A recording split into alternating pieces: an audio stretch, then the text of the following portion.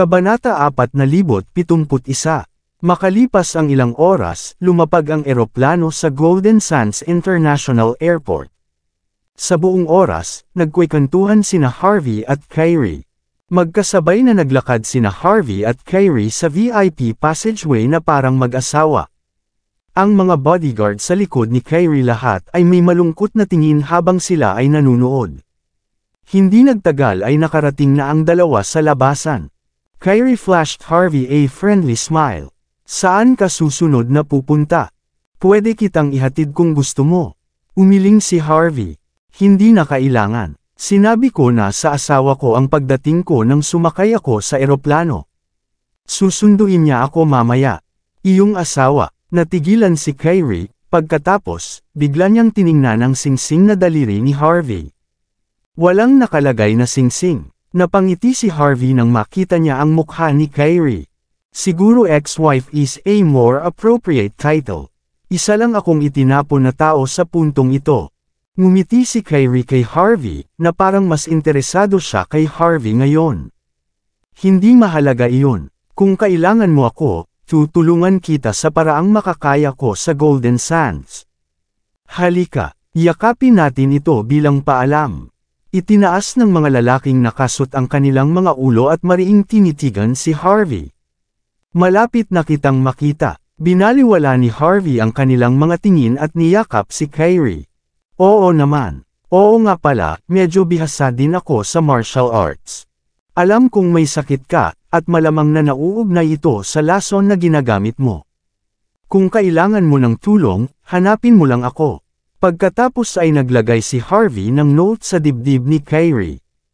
Ang ginawa niya ay hindi magalang, at habang ginagawa niya iyon, tahimik niyang pinrotektahan ang puso ni Kyrie sa pamamagitan ng pagpasa ng isang alon ng enerhiya sa pamamagitan niya. Masasabi mo ba? Nagulat si Kyrie. Hindi niya akalain na magiging kahanga-hanga si Harvey upang makita na ang kanyang sakit ay nauugnay sa kanyang lason. Ngumiti siya. Alam kong magsisimula kang makaramdam ng matinding kirot sa iyong puso kung hindi mo ubusin ang ilang lason sa oras. Ang sabi, inaantala mo lang ang hindi maiiwasan sa puntong ito. Wala itong gagawin kung hindi palalalain ang mga bagay-bagay. Ligtas ang iyong mga ugat sa ngayon. Kung nagtitiwala ka sa akin, matutulungan kitang harapin ang problema kapag huminto kang kumain ng lason. Isang surge of power ang maramdaman sa puso ni Kyrie. Matapos suriin ng ilang sandali, naramdaman niya ang init na nagmumula sa kanyang puso. Noong una ay inakala niya na si Harvey ay nakikipaglaban lang sa isang pakiramdam, ngunit ito pala ay pinananatiling ligtas ang kanyang puso sa isang maikling sandali na panahon. Sa sandaling ito, isang babaeng kasing ganda ng isang diyosa ang nagpakita sa harap ng VIP passageway. Hinubad niya ang kanyang sunglasses at walang emosyong pinanood ang dalawa na all lovely-dovey. Matagal na siyang naghihintay sa labas, ngunit hindi nagpakita si Harvey. Hindi niya akalain na makikita niya ang ganoong bagay pagdating niya doon. Sa paghusga sa kung gaano kakilala ang mga bagay, tila sila ay talagang magkasama.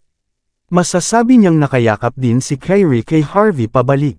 Siya ay likas na sumimangot pagkatapos tanggapin ang lahat. Napatingin si Harvey sa direksyon niya, at bumilis ang tibok ng puso niya nang makita si Mandy. Shit! Si Mandy! Noon, mas naging interesado si Kyrie kay Harvey. Lumapit siya sa tenga nito bago bamulong, paano ang hapunan ngayong gabi, Sir York? Salamat sa iyong alok, ngunit hindi siya libre. Hindi napigilan ni Mandy na ipakita ang isang malamig na sulyap habang nagsasalita siya, at tumugon bilang kapalit ni Harvey. Tinapakan niya ang kanyang mataas na takong bago hinayla si Harvey, at ngumiti ng pagkatamis-tamis. Sasama siya sa akin mamayang gabi. Natigilan si Kyrie matapos makita si Mandy dito. Ito ang walang kwentang asawa mo, Mandy. Bulalas niya, gulat na gulat. Ha? Magkakilala ba sila? Nagulat si Harvey. Well, sa palagay ko ay normal para sa mga tao mula sa Golden Sands, na may pinakamataas na rating na lupon na makilala ang isa't isa. Hindi mapakali si Mandy na magpaliwanag, at kinaladkad niya si Harvey palabas ng daanan at papasok sa kanyang pulang Ferrari.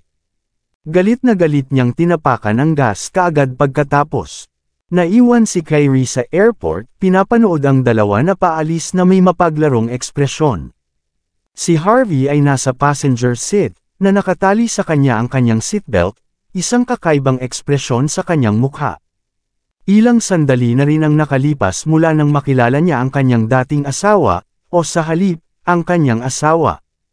Nagseselos ba siya? Umalis kaagad ang sasakyan sa airport pagkatapos. Bago pa man maaninag ni Harvey ang tanawin sa paligid ay nagsalita na si Mandy pataas.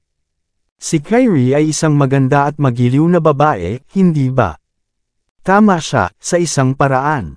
Maliban sa pagiging bihasa sa laso ng insekto, tunay na maganda at mabait na babae si Kyrie. Matapos siyang makasama ng ilang oras, kinailangang aminin ni Harvey na ang kanyang aura ay kasing banayad ng isang mahinahong simoy ng hangin. Kahit sino ay mahuhulog sa paligid niya. Sabi nga, nasenggot na niya sa ere ang selos ni Mandy.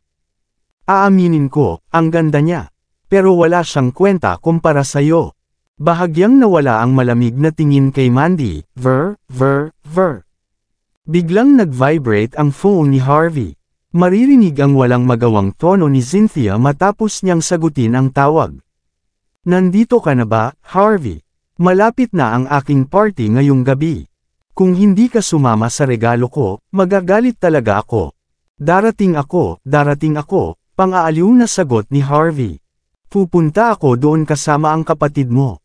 Matapos comfort si Cynthia saglit, ibinaba na niya ang tawag. Naging maamo na ang mukha ni Mandy matapos marinig ang matalik na pag-uusap nina Harvey at Cynthia. She was on the verge of lashing out when she saw what happened at the airport just now, but she could tell just gaano kalapit si Harvey sa kanyang kapatid. Wala kang dinala para kay Cynthia pagkatapos mong sumugod dito, di ba? Importante ito para sa maliit na batang iyon. Pagtatawanan siya ng mga kaklase niya kung hindi. Nandito ka para ipagmalaki siya, at hindi siya ipahiya. Binigyan ni Mandy si Harvey ng lecture, na natatakot na wala siyang alam tungkol sa kahit ano. Napangiti si Harvey. So, bibigyan natin siya ng regalo ngayon. Kain muna tayo, syempre. Nanlamig ang mukha ni Mandy. Si Harvey ay nasa mabuting kalagayan, ilang sandali na rin mula nang maramdaman niyang muli na namang lumakas ang emosyon ni Mandy. Sa 6:00 ng gabi, sa harap ng Golden Sands Shopping Center. Ang Golden Sands Food Market. Pinangalanan ng lugar, ngunit isa ito sa mga pinakakilalang restaurant sa paligid. Sinabi na magkakaroon ng libu-libong tao ang pumipila para makapasok bawat araw. Napuno ang parking lot ng lahat ng uri ng mararangyang sasakyan. Nakahanda na si Mandy para dalhin si Harvey dito. Gayunpaman, agad siyang natigilan nang makita siyang bumunot ng number plate mula sa kanyang handbag. Pagkatapos parada ang sasakyan, pumasok ang dalawa sa restaurant. Ang buong lugar ay napuno ng mga customer na nakasuot lahat ng mga uri ng eleganteng damit. Malinaw na ito ang peak time para sa hapunan. Ipinakita ni Mandy ang number plate, at inakay ng isang waiter ang dalawa sa reserved seats. Sa panahon ng proseso, nakuha ni Mandy ang maraming atensyon. Pagkatapos ng lahat, kumpara sa mga binibini na may eleganteng make-up at balingkinitang mga binti. Hindi man lang naka-makeup si Mandy, ngunit ang kanyang hitsura at aura ay lubos na nalampasan ang iba. Ang mga lalaking may kasamang babae ay nagpakita ng kanilang nag-aalab na simbuyo ng damdamin sa sandaling magtama ang mga mata nila kay Mandy. Makikita sa buong lugar ang mga mayamang tagapagmana at matagumpay na negosyante, kasama ang mga magarbong playboy. Sa paghusga sa kanilang hitsura, sila ay nasa isang ganap na naiibang liga kumpara kay Harvey. Nang makita nila si Harvey sa tabi ni Mandy, hindi nila napigil ang magbos sa kanya. Hindi pinansin ni Mandy ang mga tunog at umupo sa kanyang upuan. Pagka-order ng ilang signature dishes ng madali, ibinuhos niya si Harvey ng tasa ng tsaa. Nang maramdaman ang pambihirang maamo nitong mukha, humigop si Harvey ng tsaa at pinag-aralan si Mandy. Ang kanyang batwing-sleeved na blouse ay naipakita ng maayos ang kanyang figure. Ito ay isang lubhang kaakit-akit na tanawin. Kasama niya ang eleganteng hitsura at payat na binti, hindi maiwasan ng mga tao na makaramdam ng kaunting pagkatuyo. Matapos maging mas tumaas si Mandy naging malakas, siya ay naging lubhang kapansin-pansin. Humigop pa ng tsa si Harvey para mapatay ang apoy sa puso niya. Tandaan mo, bibilhan natin si Cynthia ng regalo sa shopping mall sa harap bago siya puntahan. Mag-focus ka lang sa pagpapanatiling masaya sa kanya ngayong gabi. Pag-uusapan natin ang lahat ng iba pa bukas, sabi ni Mandy. Lahat ng iba, ulit ni Harvey na curious. Hindi ba pumunta rin dito ang nanay mo? Anong balak niya this time? Alam ni Harvey na ang tanging tao na maaaring gumawa ng isang may kakayahang babae tulad ng pagpintig ng ulo ni Mandy ay ang sariling ina. Hindi napigilan ni Mandy na kuskusin ang kanyang noo at bamantong hininga. Hindi lang siya, kahit nandito rin si Itay. Nakabangga siya ng isang himala, at nagawa niyang magkaroon ng ilang kaibigan matapos makilala ang maraming masasamang tao dito. Ang mga taong ito ay hindi madaling pumunta sa lahat. Sinubukan pa nilang kumapit sa akin pagkatapos marinig na ikaw ang manugang na lalaki ng pamilya Zimmer. Naghihintay sila na makita kang magpakatanga. Sa anumang kaso, subukang pigilan ang iyong sarili kapag nakauwi ka na. Pag-uusapan natin ang lahat pagkatapos nating maibalik ang sertipiko ng kasal. Bahagyang namula ang mukha ni Mandy, at natural na medyo nahihiya siyang sabihin ito. Natigilan si Harvey. Naintindihan niya agad ang ibig sabihin ni Mandy. Natatakot siyang aawayin muli nito ang kanyang ina at magdulot ng gulo. Hinawakan ni Harvey ang kamay ni Mandy na may ngiti sa labi. Huwag kang mag-alala, gagawin ko lahat ng sasabihin mo dito. Hello, miss. Habang nag-uusap sina Harvey at Mandy, lumapit ang isang magandang waitress na may magandang makeup na May 1982 Lafite. Gusto ni Young Master Jackson na magkaroon ka nito. Bago pa nagkaroon ng pagkakataon sina Mandy at Harvey natanggihan ang regalo, na ilagay na ang napakabihirang bote ng alak sa mesa. Alak, isang 1982 Lafite, sa lahat ng bagay. Natigilan sina Harvey at Mandy, saka tumingin sa direksyon na tinuro ng waitress. Isang gwapong lalaki na naka-Givenchy couture suit ang nagtaas ng baso ng red wine. Mukha siyang bata, mag-ara, at napakayaman. Ito ay malinaw na siya ay isang napakamatagumpay na tao. Pinalibutan siya ng ilang taong nakasuot ng magarang damit. Nakatitig silang lahat kay Harvey at Mandy na parang may hinihintay na mangyari. Bago pa man magsalita si Harvey ay nagsalita na si Mandy na may malamig na ekspresyon. I'm sorry, hindi ko alam kung sino yun. Mangyaring ibalik ito. Ito, sumimangot ang magandang waitress matapos maramdaman ang malayong ugali ni Mandy, at siya ay malinaw na nasa isang masamang kalooban. Alam kong ikaw ay isang magandang babae, ngunit dapat mong malaman na bihira para kay Young Master Jackson na maging ganito. Sana tanggapin mo ang regalo niya. Kung tutusin, alam ng lahat na siya ay isang gwapo at mayaman. Karamihan sa mga kababaihan ay hindi nagkakaroon ng pagkakataon na mapasa ilalim ng kanyang sinturon. Binigyan kanya ng isang buong bote ng 1982 Lafite sa lahat ng bagay. Dapat kang igalang. Hindi ko maintindihan. Bakit hindi mo nalang tanggapin? Tumingin ang magandang waitress kay Mandy na para bang isang ewan. Ito ay maliwanag na si Young Master Jackson ay isang madalas na customer dito at nagkaroon ng isang napakalawak na katayuan. Siya ay malinaw na may nangyari sa partikular na waitress na ito. Hindi pinansin ni Harvey ang usapan habang kinakain niya ang adobong isda sa kanyang harapan. Ito ay medyo masarap, upang sabihin ng hindi bababasa. Medyo nahihilo siya pagkababa niya ng eroplano, kaya tuwang-tuwa siyang ipasok ang isda sa kanyang bibig. Hindi mo ba naiintindihan ang sinabi ko? Lalong naging malamig ang tono ni Mandy. Ibalik mo ang alak. Iniistorbo mo kami. Natahimik si Mandy nang lingunin niya si Harvey. Siya ay isang mabuting tao, ngunit siya ay medyo masyadong maingat kung minsan. Hindi niya lang maintindihan ang nararamdaman ng isang babae. Di ba niya alam na dapat na siyang tumayo ngayon para ipahayag ang pagmamay-ari niya? Baka playboy lang talaga siya gaya ng sabi ni inay. Baka hindi niya ako mahal.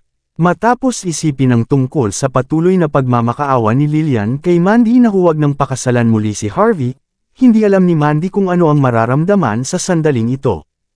Nang maalala niya ang nakita niya sa airport, naging kasing lamig ng yelo ang ekspresyon niya. Nakakakilabot ang hitsura ng magandang waitress nang makita ang malamig at malayong ekspresyon ni Mandy. "Lady, ginagawa ko ito para sa iyong kapakanan." Si Young Master Jackson ay isang natatanging tao. Binigyan kanya ng pagkakataon na mapalapit sa kanya. Dapat mong pahalagahan ang pagkakataon. Ang waitress ay napuno ng paghamak, at akala niya ay nagpapakitang gilas lang si Mandy. Sino sa tingin niya si Young Master Jackson? Tiyak na gustong umakyat sa ranggo ang isang babaeng katulad niya. Pareho ang iniisip ng bawat babae. Maraming salamat sa lahat ng sumusubaybay. Please subscribe and follow my YouTube and Facebook channel, Pilipino Novel. Maraming salamat po.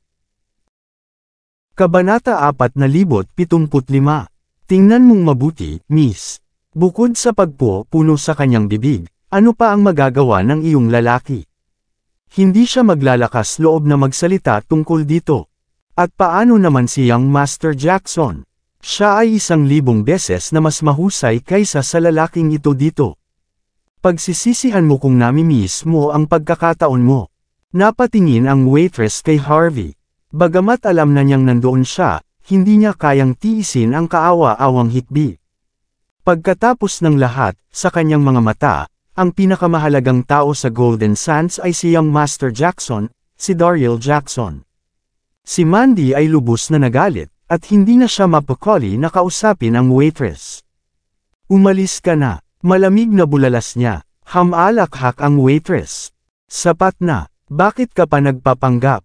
Papaalisin kita sa manager mo kung patuloy kang magyayap-yap dito." Sa sandaling ito, lumakad si Daryl na may dalang baso ng alak, na pinanood ang buong bagay na may singkit na mga mata para sa isang mahabang sandali. Sa bawat hakbang niya, naglalabas siya ng hindi kapani-paniwalang dominanteng aura. Mabilis na tumabi ang mga humahadlang sa kanya, malinaw na ayaw siyang masaktan sa anumang paraan. Si Daryl ay may mapagmataas, at matuwid na tingin sa kanyang mukha nang makita ang mga taong gumagawa ng paraan para sa kanya. Ang kanyang mga kaibigang mukhang bastos ay dumagsa sa mga masasayang ngiti, sabik na manood ng palabas. Thirst. Gaya ng inaasahan mula kay Young Master Jackson. Magnanakaw siya ng ibang babae. Walang babaeng makakaalis sa kanya basta interesado siya sa kanya. Kusa silang mahuhulog sa kanyang mga bisig. Ito ay tulad na maliit na celebrity na tinawag ang kanyang sarili na pure at inosente. Dati, tinatuboy niya si Young Master. Ipinagmamalaki ni Jackson. At saka anong nangyari? Wala siyang pagpipilian kundi ang kumapit sa kanya pagkatapos niyang putulin ang lahat ng kanyang mga mapagkukunan. May isang lalaki na nag-isip na nakasama niya ang isang diyosa ng isang babae. Paulit-ulit niya itong ipinagmamalaki sa harap din ni Young Master Jackson. Bueno, niloko ni Young Master Jackson ang babaeng iyon sa harap niya pagkatapos nito. Siguradong gustong-gusto ni Young Master Jackson ang ganitong uri ng mga bagay. Magkakaroon ng magandang palabas sa lalong madaling panahon. Mula sa sandaling pumasok ang lalaking ito sa restaurant, nakatadhana na siyang mapindiho. Aaminin ko, ang ganda ng babaeng ito. Ang mga customer ay nagchichismisa na parang isang bagyo, at lahat ay gustong makita ang kaguluhan. Isang mapagmataas na ekspresyon ang ipinakita ng magandang waitress. "Magpanggap ka pa." Patuloy na kumilos na inosente. Hindi kailanman nabigo si Young Master Jackson na makuha ang babaeng gusto niya. Di ka kayang protektahan ng lalaki mo ngayon. Mas mabuting tumayo ka at makipag-inuman kasama si Young Master Jackson. Tanggapin ang kanyang kabaitan. Kung hindi, pagsisihan mo ang lahat. Habang ang waitress ay nanunuya kay Mandy, hamalakhak si Daryl na naglagay ng magalang at personal na ekspresyon. Para sa mga costumer, para siyang celebrity na naglalakad sa red carpet na umiindayog ang kanyang baso ng alak. Siya noon ay lumapit kay Mandy at huminto sa harapan niya. "Hello, mahal. Ako si Daryl Jackson. Siguradong narinig mo na ako noon pa. Isang magalang na ngiti ang isinalubong ni Dariel kay Mandy. Dapat pinagtagpo tayo ngayon ng tadhana. Paano kung makipagkaibigan tayo sa isa't isa at mag-inuman? Maliwanag at mapagpasya ang tono ni Dariel. Marami sa kanyang mga kaibigan ang humagalpak ng tawa, at malinaw na may ibang kahulugan ang kanyang mga salita. Pero kalmado ang mukha ni Dariel na para bang normal lang ang pagsasalita niya. Siya ay may kumpiyansa na ekspresyon, at ganap na hindi pinansin ang pagkakaroon ni Harvey. Nanatili ang tingin ni Mandy kay Harvey, at malamig ang mukha nito. Tapos ka na bang kumain? Aalis tayo kaagad kapag tapos ka na. Galit na galit ang magandang waitress. Anong pinagsasabi mo, bitch ka? Pumunta si Young Master Jackson dito para lang sa iyo, pero sinusubukan mo pa ring maglaro ng husto. Sa tingin mo ba may halaga ka talaga?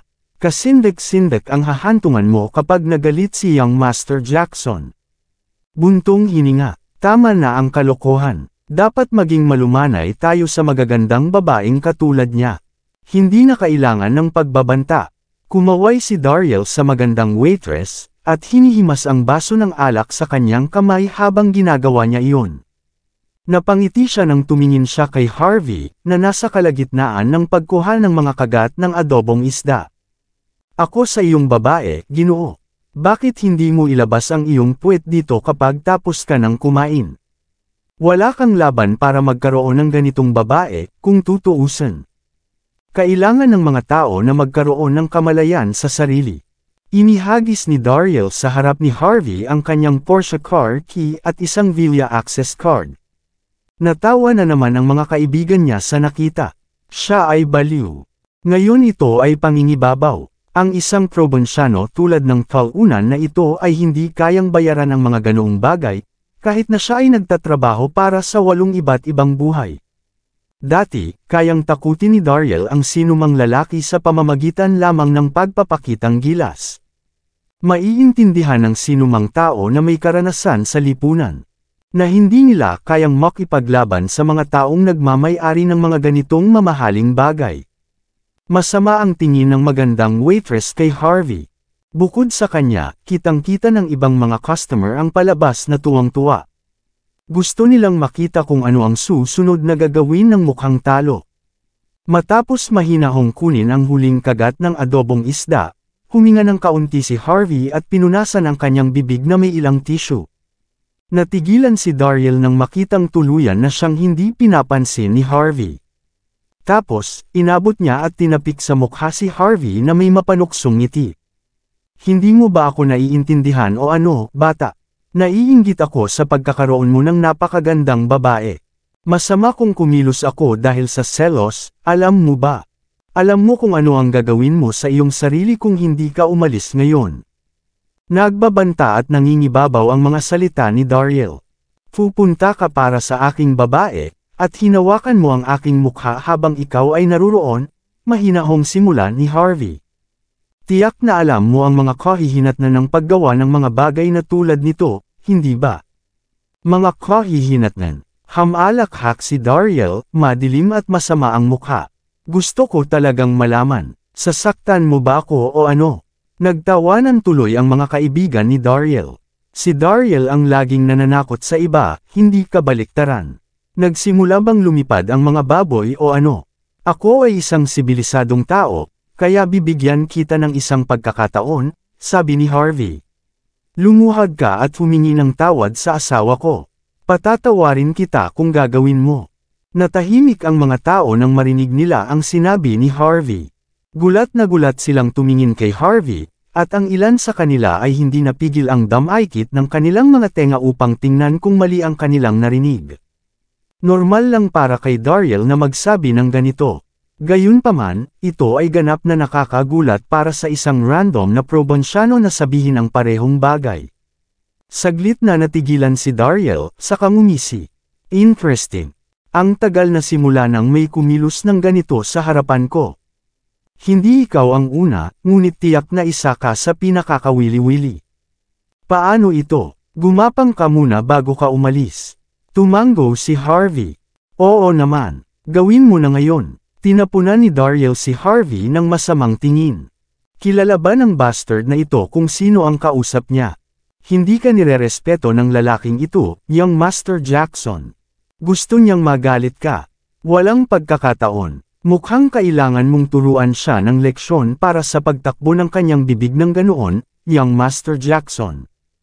Ang mga kaibigan ni Dariel ay nagsisigawan ng malakas, at gusto nila ng kaguluhan.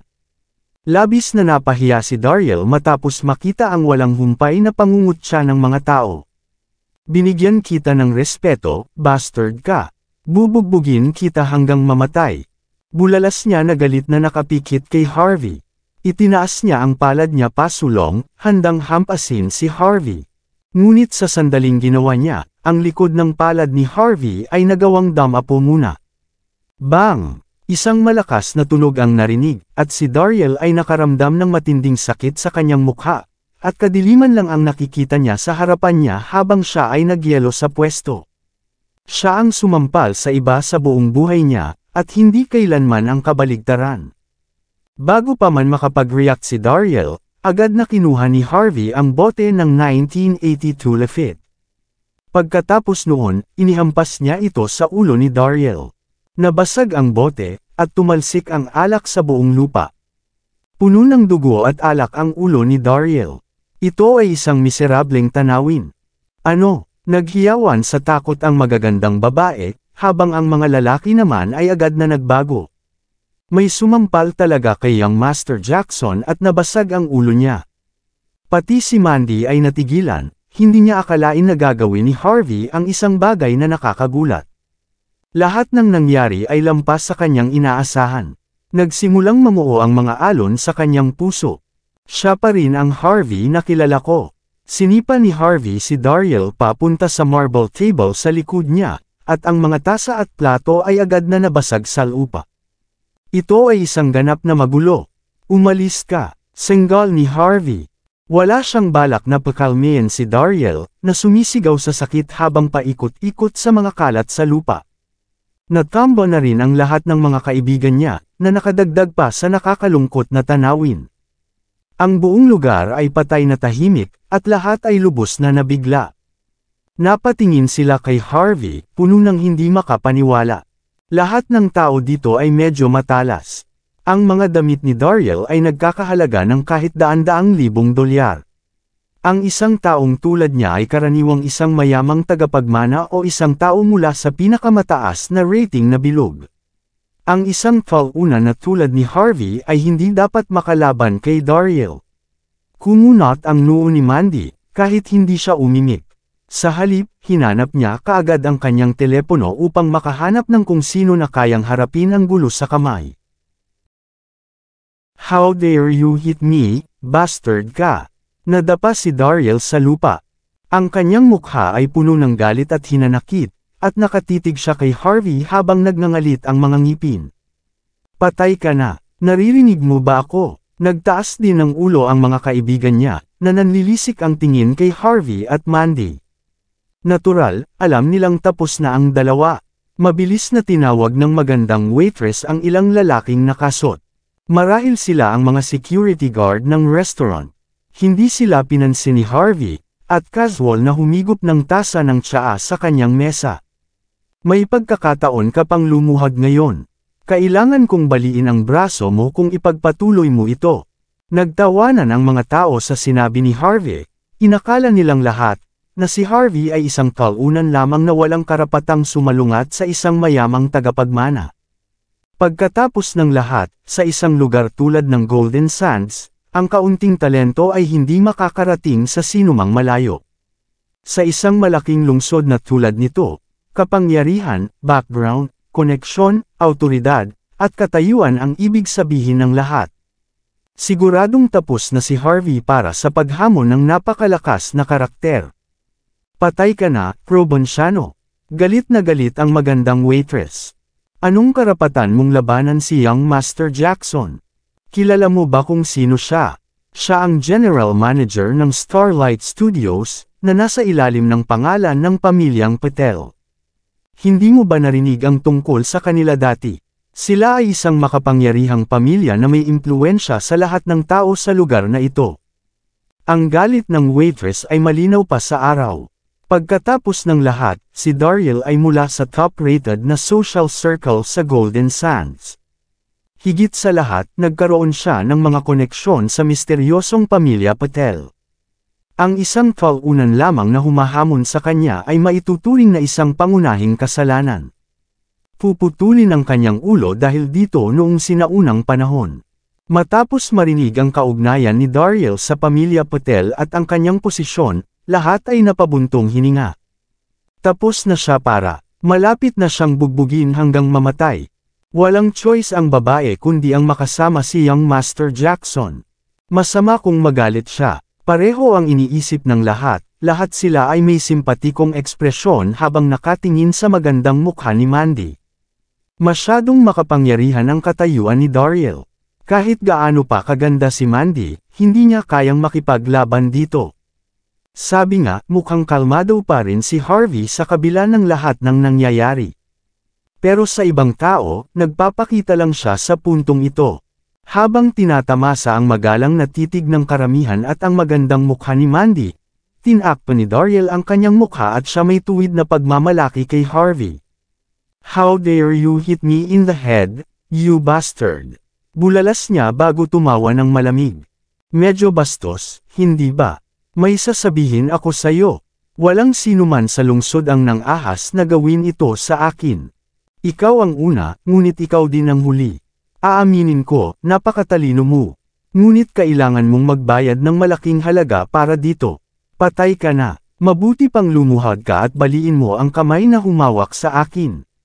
Pagkatapos nito, ipadala mo ang iyong babae sa aking kama at hayaan mo akong magsaya sa loob ng ilang araw. Kung hindi mo gagawin, aayusin ko ang mga score sa iyo sa lalong madaling panahon.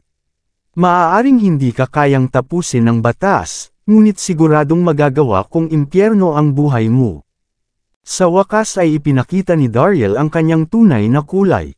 Sa kanyang mga salita, lahat ng kanyang mga kaibigan ay humakbang pasulong na may hawak na mga bote ng beer, at handang basagin ang kay Harvey na bukas ang ulo. Naging malamig ang ekspresyon ni Mandy. "Ano ang sinusubukan mong gawin? Tatawagan ko ang mga pulis kung gumawa ka ng katangahan." Tumawag sa mga pulis. "Ha?" Malamig na tumawa ang magandang waitress. "Sisimulan ka naming tawaging mommy kung may magagawa ka pa dyan. May sasabihin ako sa'yo. Ang buong istasyon ng pulis ay may koneksyon kay Young Master Jackson. Kahit na magsimula kang humingi ng tulong sa kanila, wala silang gagawin. Ayos lang, Mandy. Ako na ang bahala dito." Pinigilan ni Harvey si Mandy sa pagtawag sa telepono, at saka mahinahong sinulyapan si Daryl. "So sinasabi mong ayaw mong humingi ng awa?" Malamig na tumawa si Daryl bago tumalsik ng dugo. "Tinatanong mo yan sa akin? May karapatan ka ba? Ganun ba?" "Wala ako ngayon." Inilabas ni Harvey ang isang card at itinapat iyon sa ulo ni Daryl. "Paano ngayon? Hey, nagpapakitang gilas pa tayo, di ba?" Panunuya ni Daryl na parang walang pakialam sa kanya. "Ano ito? Isang card? Sa tingin mo ba ang hangal na ito ay nagbibigay sa iyo ng karapatang kausapin ako ng ganito? Sino ka sa tingin mo? Isang prinsipe o ilang young master?" Tinapunan ng magandang waitress si Harvey na may mukhang naiinis. "Ha? Gusto mong takutin si Young Master Jackson gamit lang iyon? Sa tingin mo ba ikaw ay isang uri ng pangunahing karakter?" Hinawakan ni Daryl ang card sa kamay, at malapit na itong punatan. Gayunpaman, nang nagawang makita ng gilid ng kanyang mata kung ano ang nasa card. Nanginginig ang buong katawan niya, na para bang nakatayo siya sa gitna ng nagyayelong taglamig. Sapat na ang pangalan ni Kyrie sa card para mapailing si Daryl. Kyrie's card. Ito ay custom-made. Ang mga malalapit lang sa kanya ang maaaring magkaroon nito. Si Daryl ay napuno ng kawalang paniwala, at hindi siya tumigil sa pag-alog kahit na tinitingnan niya ang bawat bahagi ng card, sinusubukang hanapin ang anumang bagay dito. Pero habang tinitignan niya, mas lalong namutla ang mukha niya. Ang card ay tunay. Basang-basa sa pawis ang likod ni Daryl. "Tapos na ako. Ito ay masama." Naisipan niyang magpabagbog on the spot. Kalaban niya ang isang taong hindi niya kayang bayaran kung tutuusin. Humigop ng tsaa si Harvey. Anong meron? Hindi mo ba alam kung ano yun? Ako. Nag-aalangan na nilagay ni Daryl ang card sa mesa na nanginginig pa. Ang card ay kumakatawan sa kalooban ni Kyrie. Nangangahulugan ito na si Harvey ay isang kagalang-galang na panauhin ng pamilya Patel. Sino si Kyrie? Sa mata ng maraming tao, siya ang ginang ng pamilya Patel na may maraming negosyo sa ilalim ng kanyang sinturon. Gayunpaman, higit pa riyan ang alam ni Daryl. May isa pang titulo si Kyrie ang Poison Fairy. Bakit ganun ang title? Dahil kaya niyang wakasan ang buhay ng sinuman nang hindi nila nalalaman. Sino ang mangangahas na labanan ang isang taong pinuprotektahan ng Poison Fairy? Tanging isang taong may death wish ang gagawa ng isang bagay na walang ingat. Sa pagtatapos ng araw, ang maliit na koneksyon ni Daryl sa pamilya Patel ay walang halaga kumpara sa presensya ng card. Kabanata 480. Hindi maintindihan ni Daryl kung bakit may karapatang kunin ang card ni Kyrie ng isang mukhang talunan sa unang lugar. Hindi siya sumuko, gayunpaman, at inakala niyang kinuha ni Harvey ang card sa lupa para magpakitang gilas. Kinagat niya ang kanyang mga ngipin, at pagkatapos ay tumawag. Nanginig agad ang katawan niya pagkatapos. Isa lang ang sinabi ni Kyrie. That being, matalik niyang kaibigan si Harvey. Ang mga simpleng salitang iyon ay sapat na para paikutan ang ulo ni Daryl. Ang natitira sa kanyang pag-asa ay agad na nadurog. Ibinaba niya ang tawag, saka walang pagdadalawang isip na ibinagsak ang kanyang mga tuhod sa lupa. Nataranta ang karamihan. Ang lahat ay napuno ng kawalang paniwala sa nakita, at wala silang ideya kung ano ang nangyari. Paano nakaluhod sa isang talunan na tulad niya sa isang mayaman at gwapong lalaki? I'm sorry, Sir York. Sorry talaga. Ako ay ignorante. Pakawalan mo na ako. Pakiusap. Kasalanan ko ang lahat ng ito. Pagkatapos ay sinampal ni Daryl ang kanyang sarili ng ilang beses bago siya nagsimulang gumapang. Alam na alam niyang patay na siya kung hindi nasisiyahan si Harvey sa sitwasyon. Tuldok, pakiusap, bigyan mo ako ng pagkakataon. Siya ay magiging kakila-kilabot kung hindi niya nakuha ang kapatawaran ni Harvey. Ang lahat ng mga customer ay naging malumbay sa pagkabigla. At hindi nila alam kung ano ang mararamdaman sa panunood ng mga pangyayari. Walang sino mang umasa na magiging ganito kahanga si Harvey. Higit pa rito, ginawa niya ang lahat ng iyon sa pamamagitan lamang ng paghagis ng card. Maging si Mandy ay may pagtataka sa kanyang mukha. Hindi niya akalain na ang isang random na card na inihagis ni Harvey ay magagawang lumuhod ang isang tulad ni Daryl. Tutal, galing siya sa pamilya Patel.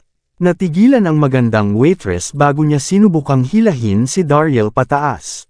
Anong problema, young Master Jackson? Galit na sigaw niya. Hindi ka pwedeng lumuhod sa harap ng walang kwentang karumihan tulad niya. Siya ay isang probinsyano ng bansa. Talunan lang siya. Bakit ka luluhod sa kanya? Shut the fuck up. Hinampas ni Daryl ang waitress at sinipa ng ilang beses. Mapanira ka kay Sir York, papatayin kita gamit ang sarili kong mga kamay. Napaluha si Daryl. Ito ay isang napakahalagang sandali ngayon. How dare this stupid broad against Sir York right now? May death wish ba siya? Ang waitress ay nakahiga sa lupa na may namamaga ang mukha, nakaramdam ng labis na hinanakit. Isang matamis na ngiti ang ipinakita ni Harvey. Hindi ba dapat ay kahanga-hanga ka, young Master Jackson? Hindi mo ba nais na baliin ang aking braso at dalhin ang aking babae sa iyong kama? Ano ito? Kinakain mo na ba ang mga salita mo ngayon? Nagkamali ako, Sir York. Nagkamali ako. Si Daryl ay patuloy na umuurong habang siya ay sumisigaw sa takot.